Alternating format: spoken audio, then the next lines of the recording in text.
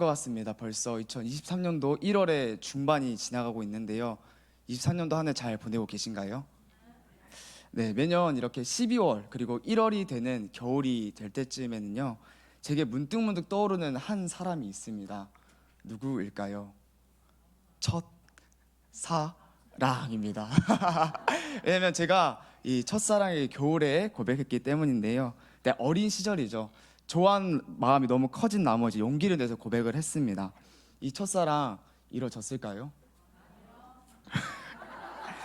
맞습니다. 요하나, 우리 그냥 친구로 지내자. 네, 거절을 당했습니다. 아유, 사랑이 이렇게 아픈 거구나. 거절당하는 게 이렇게 힘들고 고통스러운 거구나. 이렇게 처음 알게 된 것 같습니다. 이렇게 한 번 거절당하는 것도 힘이 드는데요. 오늘 성경에서는 무려 3번씩이나 거절을 당하는 사람이 있습니다. 누구일까요? 바로 가나안 여인이죠. 예수님은 이 가나안 여인을 무시하시고요, 침묵하시고요, 심지어는 개 같다고 욕까지 퍼부으십니다. 3번씩이나 거절, 거절, 그리고 또 거절하시는 거죠. 그런데 이 예수님의 거절이 조금은 모순적으로 보입니다. 앞뒤가 맞지 않아 보입니다. 왜냐하면 28절에서 이 여인을 칭찬하고 계시기 때문이죠. 여인아, 너의 믿음이 크다. 이 칭찬은요, 제자들이 한 번도 듣지 못했던 칭찬입니다. 제자들이 믿음이 적다는 소리는 엄청 많이 들어도 크다는 소리는 한 번도 듣지 못했는데, 그 칭찬을 이 가나안 여인이 듣고 있습니다. 심지어 예수님이 이 여인의 소원까지 이루어주시죠. 이것만 봤을 때도 우리가 알 수 있는 것은 예수님이 분명 이 여인에 대한 사랑하는 마음과 애정어린 마음, 긍휼한 마음이 있었다는 것을 우리는 알 수가 있습니다. 그렇다면 질문이 생기죠. 아니, 왜 사랑하시면서 긍휼히 여기셨으면서 치료해 주실 거면서 왜 예수님은 거절하신 걸까? 왜 예수님은 침묵하신 걸까? 3번씩 거절하신 걸까? 아니, 고쳐주실 거면 빠르게 고쳐주시는 게 서로 편하고 좋지 않습니까? 근데 왜 그러셨을까요? 이 예수님의 거절하심에는 특별한 이유가 있는 것 같습니다. 성도 여러분들의 인생 가운데도 하나님의 침묵과 거절이 있을 때가 있죠. 때로는 답답하기도 하고요, 이해가 되지도 않습니다. 왜 이러시는 걸까? 오늘 말씀을 통해 그 하나님의 거절하심 가운데 있는 그 은혜와 그 의미를 발견하며 누리는 시간이 되었으면 좋겠습니다.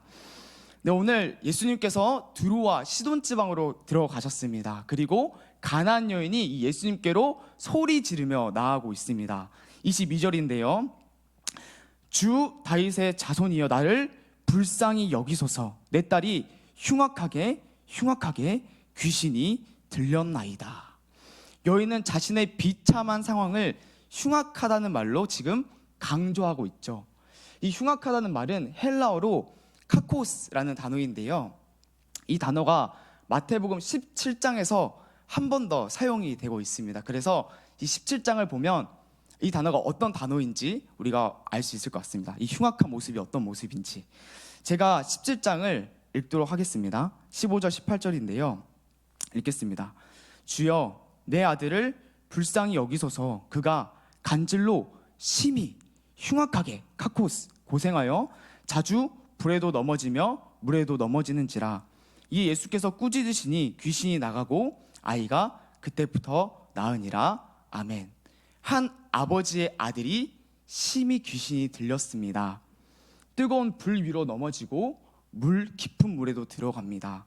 이 아이의 모습은 정상적인 사람의 모습, 아니 정상적인 사람의 형태를 하고 있었을까요? 아마도 아닐 겁니다. 온 몸은 불로 인한 화상으로 가득하고 또 짓물렀겠죠. 고름이 터져서 몸에 흐르고 있는 겁니다.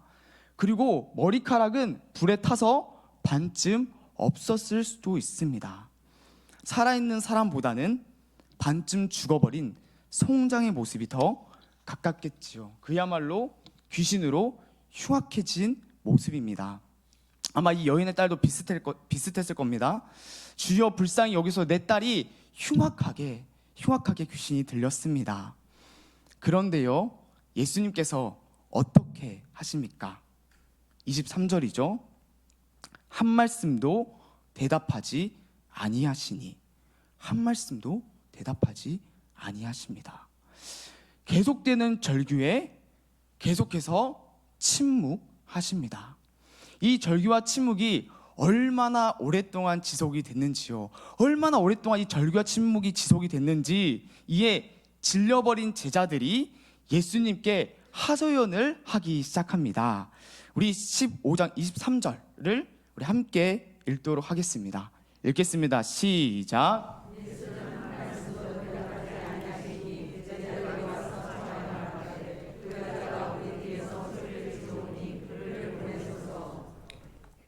제자들이 요청을 합니다. 주님, 제발 저 여인을 보내버리십시오. 그만 무시하시고요, 그만 침묵하시고요, 예수님, 이 상황을 빨리 해결하시라고, 이 상황을 빨리 끝내버리시라고 지금 예수님께 요청하는 거죠. 예수님, 빨리 이 상황을 끝내버리십시오. 그런데 예수님께서는 전혀 그럴 마음이 없어 보이십니다.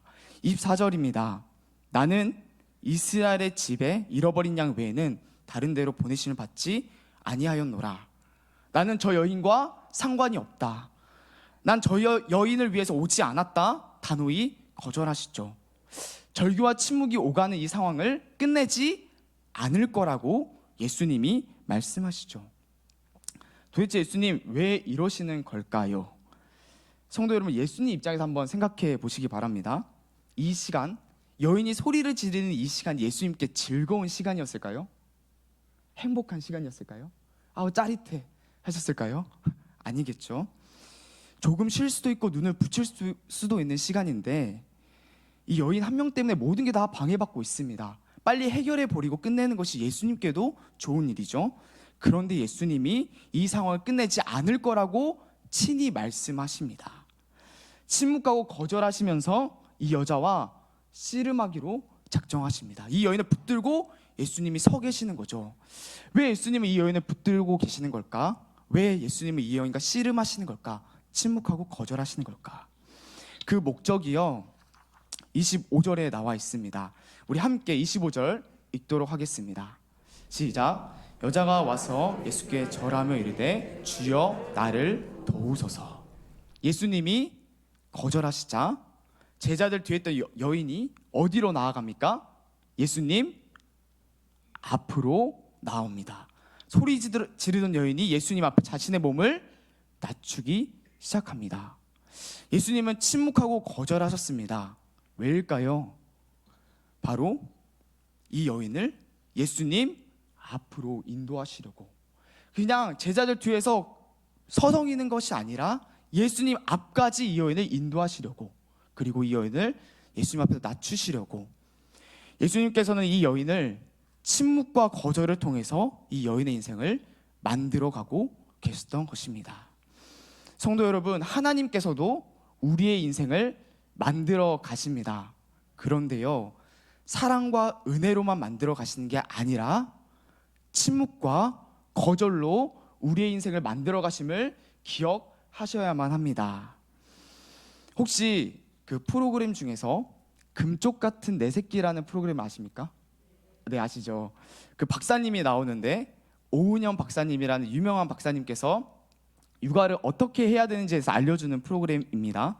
이 프로그램에는 상상 이상의 아주 문제아들이 많이 등장을 하죠. 사진을 하나 보여주시겠습니까? 네, 한 아이가 누워서 떼를 쓰기 시작합니다. 네, 보기만 해도 머리가 아파오죠. 네, 그런데 고작 떼 쓰는 걸로 이 프로그램에 나왔을까요? 아니겠죠. 네, 상상 이상의 어린이들입니다. 이 아이는 자기 요구가 받아들여지지 않자, 누워서 막 소리 질러 받아들여지지 않자 이제 엄마를 향해 소리 지르기 시작합니다. 엄마, 미쳤어? 엄마 그러도 사람이야? 와, 엄마에게 네, 이런 말을 하는 거죠. 그리고 이렇게 소리 지르고도 분이 풀리지 않자 이번에는 발로 엄마의 가슴을 걷어찹니다. 그리고 핸드폰을 든 손으로 엄마의 머리를 가격합니다. 이 아이 몇 살일까요? 8살. 고작 1학년. 우리 유년부 아이들이거든요. 네, 혹시 이 아이가 나의 아이라면, 우리의 손자라면 어떨 것 같으십니까? 참, 네, 머리가 아파오고 답답해 오죠. 이런 아이에게 우리는 어떻게 해야 될까요? 다시 되돌 수 없도록 큰 힘으로 때려야 할까요? 아니면 제깍제깍 욕으로 다 들어줘야 할까요? 여기에 대한 오은영 박사님의 해결책은요, 엄마의 침묵과 거절입니다. 아이가 엄마 말을 들을 준비가 될 때까지, 스스로 조용해질 때까지 엄마는 침묵하고요, 단호히 그 요구를 거절해야만 합니다. 만약에 떼쓰는 모습이 너무 보기 싫어서, 씨름하기가 싫어서 이 아이의 요구를 다 들어준다면 이 아이에게 어떤 일이 생기게 될까요? 아이는요, 무엇이 옳고 그른지를 배울 기회를 상실하게 됩니다. 그리고 아이는요, 자기의 생각과 자기의 감정을 성숙하게 표현하는 방법을 배우지 못하게 됩니다. 옳고 그름을 모르는 사람, 자신의 감정을, 생각을 성숙하게 표현하지 못하는 사람으로 자라나게 되는 거죠. 그렇기에 아이가 바르게 자라나기 위해 무엇이 반드시 필요합니까? 엄마의 침묵이, 거절이 필요한 것이죠. 이렇게 엄마와 아이가 대치한 지요 30분이 지나갑니다. 아이가 정말 대단하죠. 그런데 아이가 지쳤는지 이제 울면서 예언하기 시작합니다. 엄마, 제발 한마디만 나한테 대답을 해주세요. 엄마, 나 진짜 잘못했어요. 제발 잘못했으니까 한마디만 대답해달라고, 말해달라고 예언을 하기 시작합니다. 이때 엄마의 마음은 어땠을까요? 마음이 아프고 찢어지겠죠. 빨리 안아주고 싶고 눈물 닦아주고 싶고 대답도 해주고 싶겠죠. 그러나 엄마는 아이를 밀어내면서 단호히 거절하고 계속 침묵합니다. 영상을 보면요, 엄마가 막 밀어내고 있거든요. 그런데 엄마의 눈에서는 눈물이 흘러내립니다. 코는 빨개져 있고요, 이 떨림이 느껴집니다. 그러나 아이를 사랑하기에, 포기할 수 없기에 엄마는 끝까지 침묵하고 거절하는 것이죠. 성도 여러분, 우리 하나님 아버지의 마음이 이와 같지 않겠습니까? 하나님의 침묵이, 우리 아버지의 거절하심이 우리를 향한 무관심일까요? 우리를 향한 방종이고 무책임함일까요? 아니죠. 오히려 우리를 자라나게 하시려는, 만들어 가시려는 하나님의 단호한 의지이며 아버지의 끈질긴 사랑이며 그분의 강한 붙드심이라고 오늘 성경은 말해주고 있는 것이죠. 우리가 잘못된 길을 가고 있을 때, 때로 헛된 것을 붙잡을 때에 하나님은 우리를 자라나게 하시려고, 우리를 성장시키려고 포기하지 않으시기에 우리에게 거절하시고 침묵하십니다. 이 하나님의 사랑에 반응하시기 바랍니다. 인생에 침묵이 있을 때에 하나님께 나아가시기 바랍니다. 거절이 있을 때에 우리 아버지께 엎드리시기 바랍니다. 우리 아버지께 반응해 드리는 아버지의 자녀들 되시길 간절히 소망합니다. 본문으로 돌아와서요, 가나안 여인도 지금 예수님 앞에 엎드려 있습니다. 이 얼마나 멋진 모습일까요? 칭찬받기에 충분한 모습이죠. 그런데 예수님은 이걸로 만족하지 않으십니다. 뭔가 더 원하십니다. 그래서 계속해서 이 여자를 몰아세우십니다. 26절인데요, 우리 성도 여러분께서 한번 읽어주시겠습니다. 시작.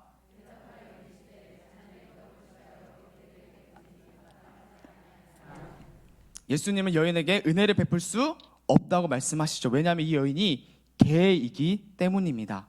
너는 개잖아. 개한테 줄 은혜, 떡 없다고 말씀하시죠. 이 개 같은 여자야. 좋은 말일까요? 기분 나쁘시죠?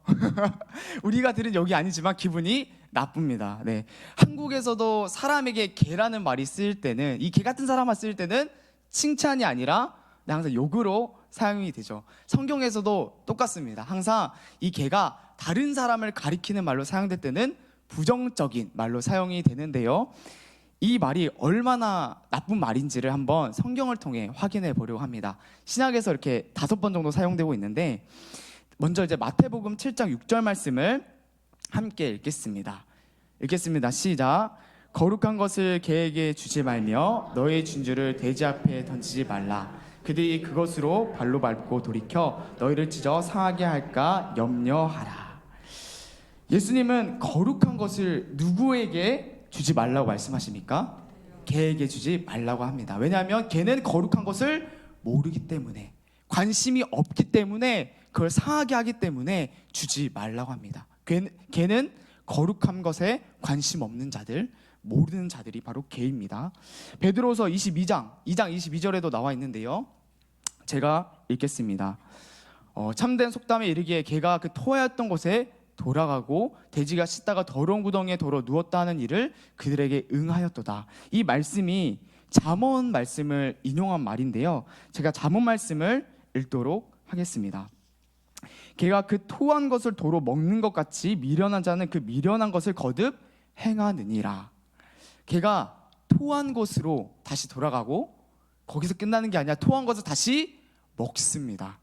한 번씩 길을 가다가 그 비둘기들이 따끈하게 토해진 토사물들을 먹는 걸 볼 때가 있습니다. 너무나도 더럽죠. 개는 더러운 죄를 토하고 심지어 그 죄를 먹으면서 죄 속에서 산 자들이 개입니다. 마지막으로 요한계시록에도 나와 있는데요, 22장 15절 말씀 함께 읽겠습니다. 시작. 개들과 점술가들과 음행하는 자들과 살인자들과 우상숭배자들과 및 거짓말을 좋아하며 지어내는 자는 다 성 밖에 있으리라. 아멘.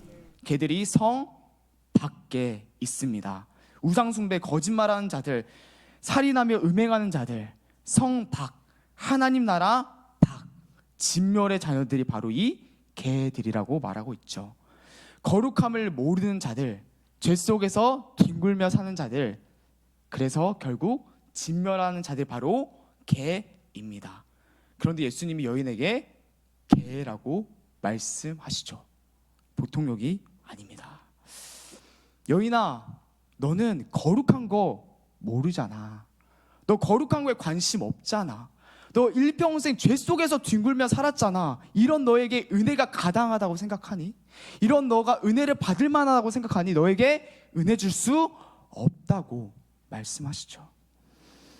예수님은 이 개라는 한 단어로요, 여인의 자격 없음을, 이 여인의 과거에 있었던 모든 죄와 치부들을 완전히 드러내고 계십니다.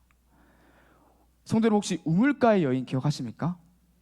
네, 물을 구하러 온 그 여인에게 예수님이 물어보시죠. 어떻게 물어보십니까? 너의 남편이 어디 있냐? 이 여인 남편이 5명, 그 중에 남편이 없었죠. 예수님은 그 여자의 정곡을 찌르셨던 것처럼 평생 하나님과 관계없이 죄 속에서 뒹굴었던 이 여자의 인생을, 정곡을 찌르고 계시는 거죠. 야, 너 개잖아. 그런데 드디어 이런 조건에서요, 예수님이 원하시는 그 고백이 터져 나오기 시작합니다. 우리 27절 말씀을 함께 읽겠습니다. 시작.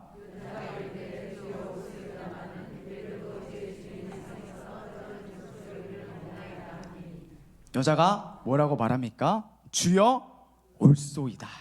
주님, 맞습니다. 옳습니다. 저는 개입니다.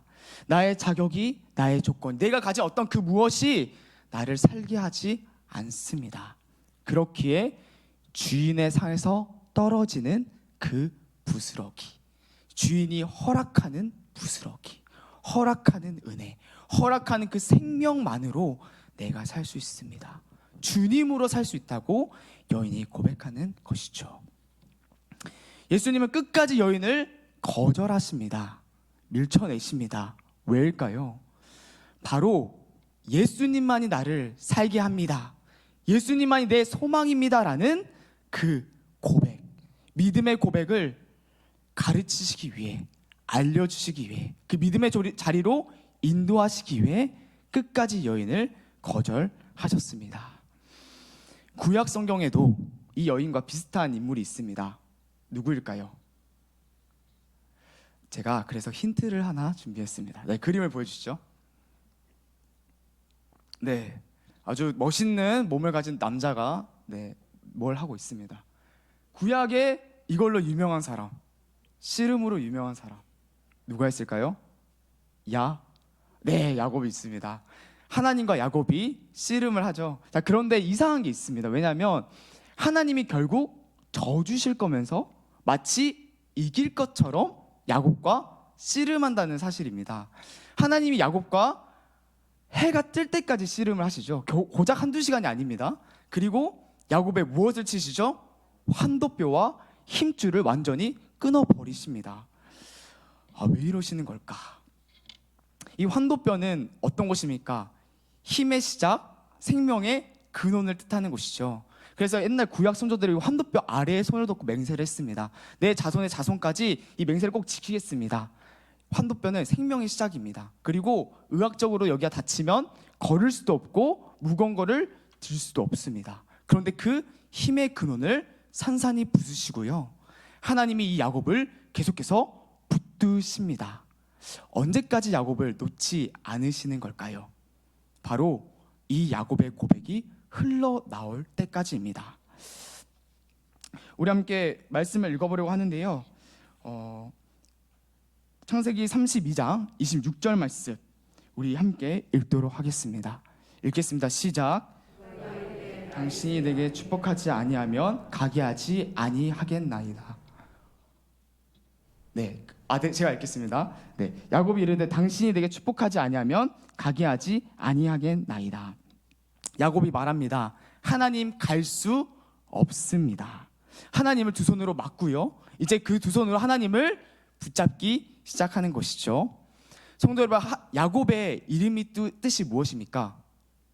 야곱의 이름의 뜻은 발 뒤축을 잡는 자, 사람을 넘어뜨리는 자죠. 그래서 평생 자신의 꾀를 붙잡았던 자가 바로 이 야곱이었습니다.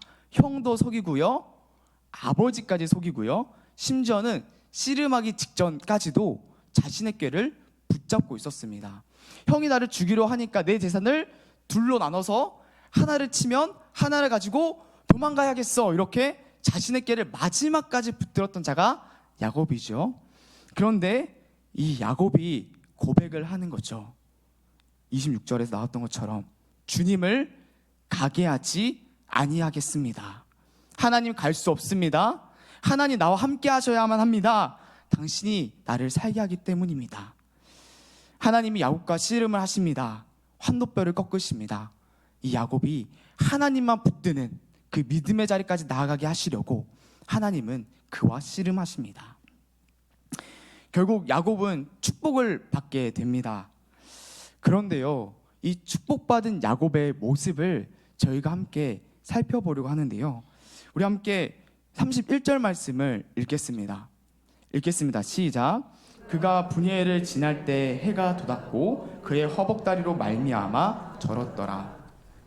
야곱이 어떻게 합니까? 허벅다리로 말미암아 절었습니다. 절뚝절뚝 힘겹게 걸어 다닙니다. 생각을 해보시죠. 하나님께 축복을 받은 자, 이름이 이스라엘, 하나님을 이겼다라고 하는 자가 절름발이로 살아가게 됩니다. 야곱을 조금 속된 말로 표현하자면요, 야곱은 축복받은 병신이 됐습니다. 하나님께 축복을 받았는데 평생 절름발이로, 다리 병신으로 살아가게 되는 거죠. 그런데요, 야곱은요, 절름발이로 살아가기 때문에 이제 하나님만을 붙듭니다. 야곱은요, 절름발이로 살아가기 때문에 이제 하나님 뒤에서 하나님만 따라다니는 인생을 살게 됩니다. 그 전까지는 하나님을 앞서갔거든요. 하나님 뒤에 계세요, 내가 앞서가겠습니다 했는데 이제 절름발이어서 하나님 뒤에서 하나님과 동행하는 삶을 살게 됩니다. 환도뼈가 꺾인 것이, 힘줄이 끊긴 것이 그에게는 정말로 참으로 축복이었던 것이죠. 성도 여러분, 우리에게도 이런 축복이 있기를 소망합니다. 우리의 환도뼈가 꺾이고 힘줄이 끊기는 은혜가 있기를 소망합니다. 하나님이 침묵하고 거절하셔서 해결되지 않는 문제가 우리 삶 가운데 있지는 않으십니까? 하나님이 침묵하셔서 해결되지 않는 가난이 있습니다. 침묵하셔서 거절하셔서 해결되지 않는 몸의 질병도 있습니다. 해결되지 않는 사람과의 관계, 가족들과의 관계, 순적한 문제들로 우리는 절뚝거리며 겨우겨우 살아가고 있습니다. 그러나 우리의 힘줄이 끊겼기에 누가 우리의 힘이 되어주십니까? 하나님이 우리의 힘이 되어 주십니다. 우리의 환도뼈가 꺾였기에 누가 우리의 인생을 인도해 가십니까? 하나님께서 우리의 인생을 인도해 가십니다. 힘줄이 끊긴 게, 환도뼈가 꺾인 게, 하나님이 침묵하고 거절하시는 것이 하나님의 자녀가 받는 축복이심을 기억하시면서 하나님만 더 붙드시며 그분과 동행하시는 성도분들 삼되시기를 소망합니다. 이제 이야기의 결론입니다. 28절인데요 28절 함께 읽겠습니다. 시작. 이에 예수께서 대답하여 이르시되 여자여 내 믿음이 크도다 내 소원대로 되리라 하시니 그때로부터 그의 딸이 나으니라. 아멘. 예수님과 여인의 그 긴 씨름의 결론입니다. 예수님은 여인의 고백을 기뻐하시고 치료하시고요, 드디어 여인의 소원이 이루어졌습니다. 언제나 끝이, 결론이 가장 중요하지 않겠습니까? 이 오늘 결론은 우리에게 무엇을 말해주고 싶은 걸까요? 한 번 더 천천히 읽으면서 한번 생각해 보시기 바랍니다. 이 결론이 우리에게 무엇을 말해주고 싶을까? 우리 한 번 더 읽어보겠습니다. 28절 시작. 이에 예수께서 대답하여 이르시되 여자여 내 믿음이 크도다 내 소원대로 되리라 하시니 그때부터 그의 딸이 나으니라. 과연 무엇을 말해주고 싶을까요? 여인의 큰 믿음에 대해서 말하고 싶은 것인 것 같기도 하고, 예수님의 은혜를 말하고 싶은 것 같기도 하고, 그런데요, 우리가 오늘 이 결론을 제대로 해석하기 위해서, 보기 위해서는 이 한 절만 읽어서는 안 될 것 같습니다. 우리가 오늘 뒤에까지 읽은 이유가 있습니다. 왜냐하면 이 28절이 뒤의 이야기와 밀접하게 연관되어 있기 때문입니다. 28절을 간단하게 보면요, 여인의 딸이 치료를 받았습니다. 그런데 이 여인의 딸이 치료받은 것이 이방인이 무엇을 먹게 된 사건일까요? 예수님이 말씀하셨습니다. 26절에서 여인이 치료받은 것이 이방인이 무엇을 먹게 된 사건일까요? 자녀의 떡. 맞습니다. 28절 여인이 치료받았고요, 자녀의 떡을 먹습니다. 그런데 이제 뒤에 29절에서 39절을 보면요, 한번 소제목을 살펴보실까요? 29절에서 39절 성경책을 보시면서 소제목을 한번 살펴보시죠. 그 소제목이 두 개가 나와 있는데 어떻게 나와 있습니까? 네, 많은 사람이 치료를 받고 4,000명이 떡을 먹습니다. 치료받고 떡을 먹는 일이 또다시 똑같이 반복되고 있는 거죠. 그렇기 때문에 지금 28절과 뒤의 이야기는요, 우리에게 한 가지를 보여주고 싶어 합니다. 한 가지를 소개하고 싶어 합니다. 반복하면서 무엇을 우리에게 그토록 보여주고 싶어 하는 걸까요? 우리 함께 뒤의 이야기를 통해 무엇을 우리가 볼 수 있는지 한번 보겠습니다. 29절 제가 읽겠습니다. 예수께서 거기서 떠나서 갈릴리 호숫가에 이르러 산에 올라가 거기 앉으시니. 예수님이 여인의 딸을 치료하시고 산으로 올라가십니다. 똑같은 사건을 다루는 마가복음은 산을 말하지 않고요, 마태복음만 산에 대해서 언급하고 있는데요, 우리가 잘 아는 이 산상수훈, 마태복음의 산상수훈도 그렇듯이 마태는 항상 산을 중요한 장소로 나타냅니다. 산 중요하겠죠. 네, 기억하시면서 이제 산의 위치를 살펴보겠습니다. 마가복음의 구체적인 지명으로 위치를 알려주고 있는데요, 우리 함께 지도를 한번 보실까요? 네, 그거 잘 보이실지 모르겠지만 예수님이 있습니다. 혹시 예수님 찾으셨나요? 네, 손을 들고 있는 예수님, 네, 보이시죠? 예수님이 두로에 계셨습니다. 네, 두로의 지방에서 딸을 치료하시고요. 클릭해 주시겠습니까? 두로, 시돈을 지나서 데가볼리라는 곳에 이르시고 산으로 올라가셨습니다. 자, 그렇다면 이 지역은요, 유다 지방일까요? 유대 지방일까요? 아니면 이방 지역일까요? 유대 지역일까요? 아니면 이방 지역일까요? 유대는 어디 있습니까? 유대는 여기 있죠. 끝에 있죠. 여기는 어디 지역이냐면 이방 지역입니다. 예수님께서 이방 지역의 산 위로 올라가셨습니다. 그리고 이제 이 산을 오르는 다른 여러 무리가 있는데요, 우리 함께 30절을 한 목소리로 읽겠습니다. 시작. 큰 무리가 다리 젓는 사람과 장애인과 매인과 말 못하는 사람과 기타 여럿을 데리고 와서 예수의 발 앞에 앉힘에 고쳐주시니 아멘. 수많은 병자들이 예수님께 나옵니다. 산을 오르고 있습니다. 자, 이 사람들은 유대인들일까요? 이방인들일까요? 이방인들이겠죠. 이방 지역이니까 이방인들이겠죠. 지금 산 위에 수많은 이방인들이 모여 있습니다. 자, 이 그림을 또 기억하시기 바랍니다. 산 위에 이방인들이 모여 있습니다. 그리고 그곳에서 기적이 일어나기 시작합니다. 31절입니다. 말 못하는 사람이 말하고 장애인이 온전하게 되고 다리 전 사람이 걸으며 맹인이 보게 되는 예수님의 회복하시는 역사가 일어나게 됩니다. 그리고 또 칠병이호의 기적, 떡을 떼서 먹고 나누는 잔치가 일어나게 됩니다. 요약해 보자면요, 산 위에서 기쁨의 잔치가 일어나고 있습니다. 병자들은 즐거워하면서 기뻐 뛰고 있고요, 거기서 떡을 떼고 나누는 기쁨의 잔치가 일어나고 있는 거죠. 자, 이 산 위의 잔치, 우리에게 무엇을 보여주고 싶은 걸까요? 딱 이렇게 지나가는 거 있지 않으십니까? 산 위에 있는 잔치. 네, 많은 이방인이 산 위에 회복이 되고 떡을 떼며 나누는 잔치입니다. 이게 구약에서도 나타나고 있는데요, 과연 구약은 이 잔치를 뭐라고 말하고 있는지를 우리 함께 살펴보시겠습니다. 이사야서 2장 2절에서 3절 말씀 한 절씩 교독하도록 하겠습니다. 만일 여호와의 전에 산이 모든 산 꼭대기에 굳게 설 것이요 모든 산 위에 뛰어나리니 만방이 그리 모여들 것이라. 3절입니다. 시작.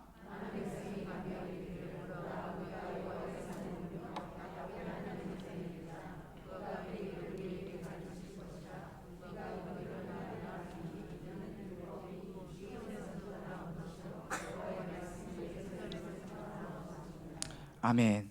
마지막 날에 만국의 백성들이 산에 모입니다. 그리고 그곳에서 하나님의 말씀, 통치, 그 나라가 임하게 되는 것이죠. 만국 백성들이 모인 산 위에서, 시온산에서 하나님의 나라가 임하게 됩니다. 그리고 그곳에서 일어나는 구체적인 기적들, 사건들이 나와 있는데요, 이사야 35장 말씀을 제가 읽겠습니다. 그때에 맹인이 눈에 밝을 것이며 못 듣는 사람의 귀가 열릴 것이요 저는 자의 사슴같이 뜰 것이며 말 못하는 자의 혀는 노래하리니 이는 광야의 물이 솟겠고 사막의 시내가 흐를 것임이라. 여호와의 속량함을 받은 자들이 돌아오되 노래하며 시온에 이르러. 아멘. 많은 병자들이 치료되는 역사들이 일어납니다. 마지막 에스겔 34장 말씀을 34장 14장 말씀을 읽도록 하겠습니다. 시작. 좋은 거를 먹이고 그 우리를 이스라엘 높은 산에 두리니 그것들이 그곳에 있는 좋은 우리에 누워 있으며 이스라엘 산에서 살진 꼴을 먹으리라. 하나님께서 산 위에서 백성들에게 꼴을, 떡을 먹여주시죠. 오늘 산에서 일어나고 있는 이 잔치는 우리에게 무엇을 보여주고 싶은 걸까요? 바로 하나님의 나라, 예수님을 통해 이루어지는 하늘잔치가 뭔지를 우리에게 보여주고 소개하고 있는 것입니다. 그렇다면 오늘 결론 28절로 돌아와 보겠습니다. 예수님이 여인의 딸을 치료하시고 떡을 먹여주십니다.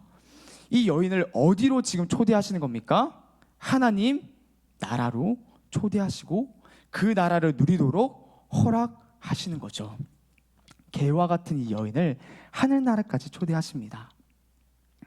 그런데요, 이 가나안 여인, 이 여인에 대해서 한번 생각해 보려고 합니다.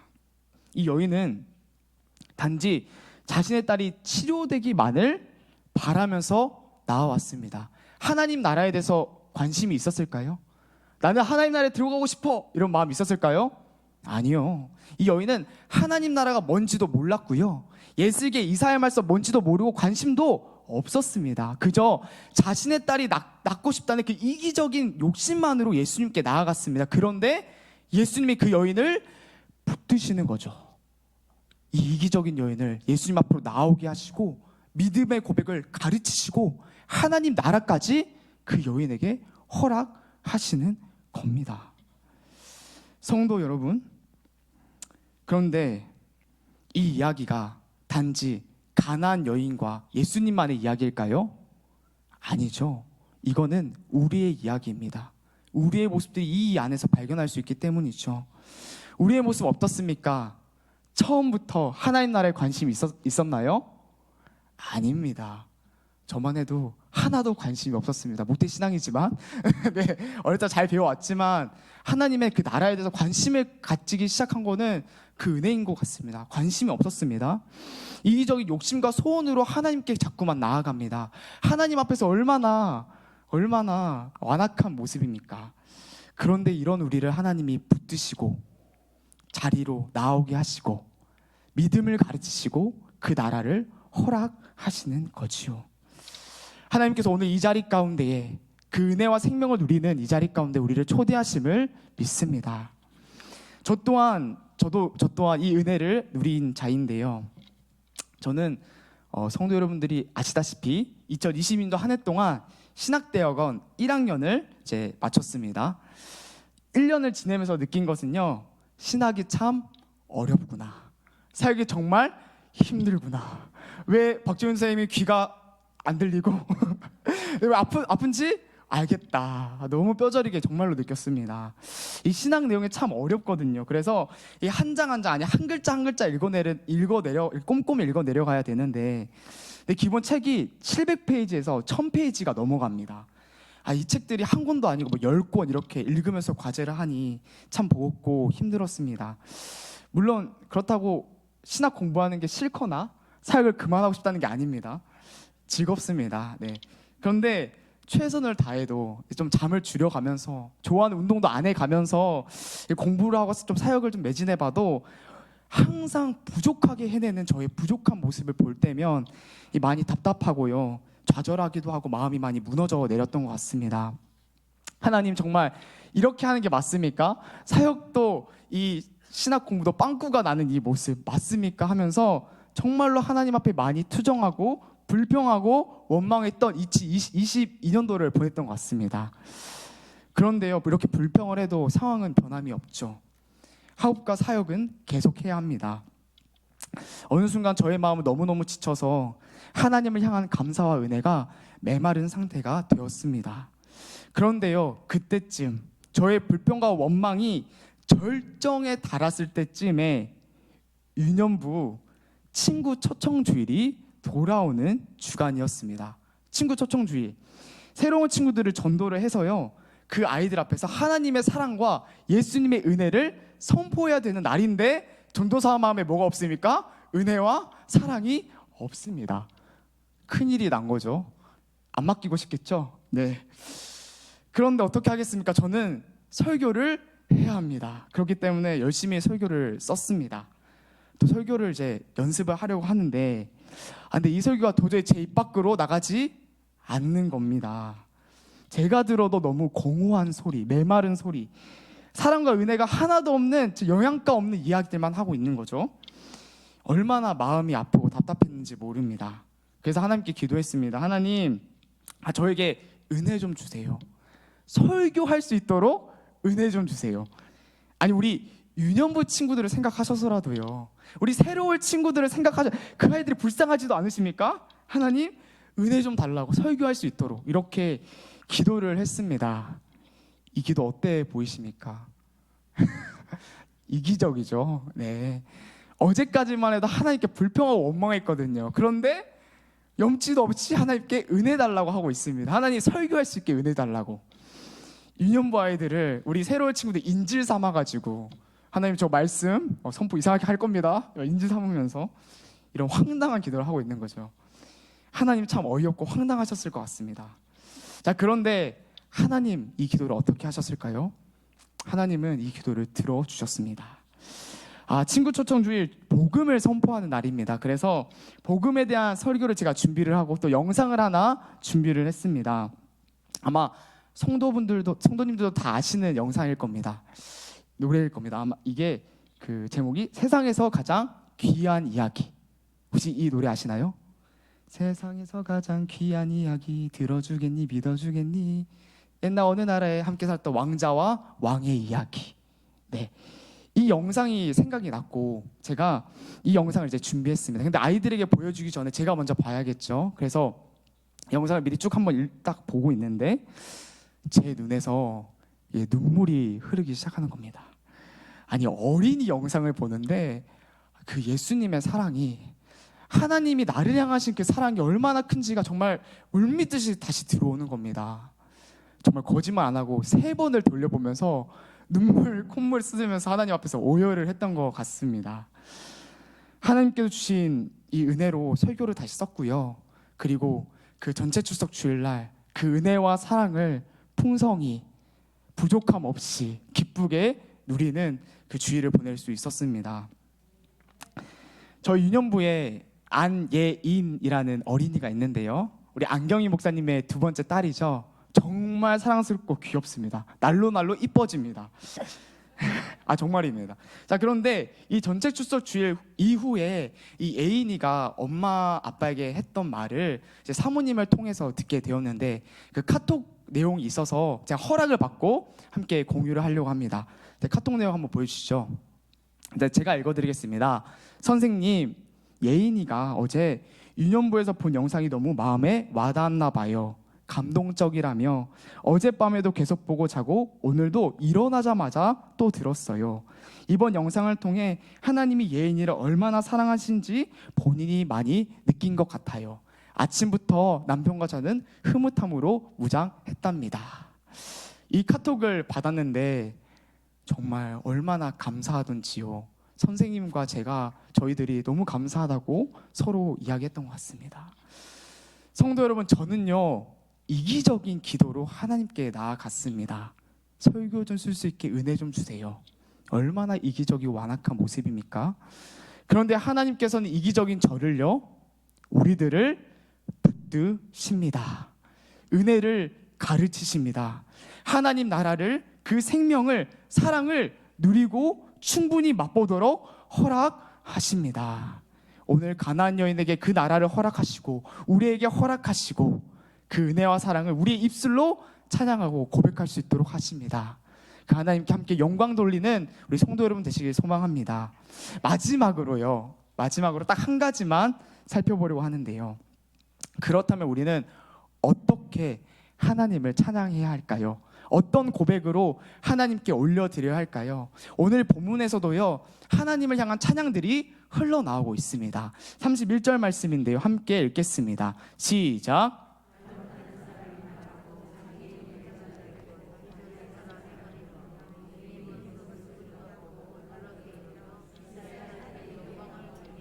아멘. 놀랍게 여겨 이르되 이스라엘 하나님께 영광을 돌리니라. 수많은 이방인들이 하나님께 영광을 돌립니다. 수많은 방언, 자신들 개개인의 고백들로 하나님을 찬양하는 찬양들이 아마 가득했겠지요. 이 본문을 묵상하면서 한번 생각을 해봤습니다. 과연 그곳에는 어떤 찬양들이 흘러나오고 있었을까? 보지 못했고 걷지 못하고 말하지 못하는 자들이 예수님으로 완전해졌습니다. 줄이고 목마른 자들이 예수님으로 충만해졌습니다. 그들의 입에서 어떤 고백이 흘러나오고 있었을까요? 묵상을 하다가 한 가지 찬양이 떠올랐는데요, 바로 지선의 충만이라는 찬양입니다. 제가 그 가사를 한번 읽도록 하겠습니다. 네, 내 몸이 약해도 낙심하지 않는 것은 예수 안에 나 완전함이라. 화려한 세상 부럽지 않은 것은 예수로 충만함이라. 나는 예수로 충만하네. 예수로 충만하네. 예수로 충만하네. 영원한 왕 내 안에 살아 계시네. 오늘 산 위에 임한 하나님 나라, 무엇으로 충만한 곳이었습니까? 예수님으로 충만한 곳이었습니다. 예수님으로 충만하고 만족하며 기뻐하는 것이 하나님 나라라 보여주고 있는 것이죠. 성도 여러분, 우리는 하나님 나라 백성, 그 나라를 이미 누리는 자들입니다. 그렇게 우리는 누구로 충만한 자들입니까? 예수님으로 충만한 자들입니다. 무명하여도 우리는 예수님으로 유명한 자들입니다. 가난하여도요, 우리는 예수님으로 부유한 자들입니다. 연약하여도요, 우리는 예수님으로 완전한 자들입니다. 예수님으로 우리는 살아가는 자들입니다. 2023년도 저의 한 해의 목표가 있습니다. 바로 예수님으로 충만한 한 해, 예수님으로 충만한 사람으로 사는 게 제 한 해의 목표입니다. 그런데 이게 비단 한 해의 목표에서 그칠까요? 아니죠. 제 평생의 목표이고요. 한 가지 소원입니다. 큰 교회의 담임 목사님이 되는 거, 개척교회 목사님이 되는 거, 선교사가 되는 거, 그거는 부차적인 일인 것 같습니다. 예수님으로 기뻐하고 예수님으로 만족하며 예수님으로 충만한 사람이 되는 거, 그것이 바로 저와 우리 성도 여러분들의 제1의 목표이고 한 가지 소원이고 우리의 고백이 되실 줄 믿습니다. 2023년도 한 해를 살아가야 합니다. 이 한 해 가운데에도 하나님의 사랑이 여전히 우리와 함께 하실 겁니다. 때로는 침묵하시는 사랑으로, 때로는 거절하시는 사랑으로 우리를 인도하시며 붙드실 겁니다. 그때 고백하시기 바랍니다. 아버지, 하나님 아버지, 나는 아버지로 충분합니다.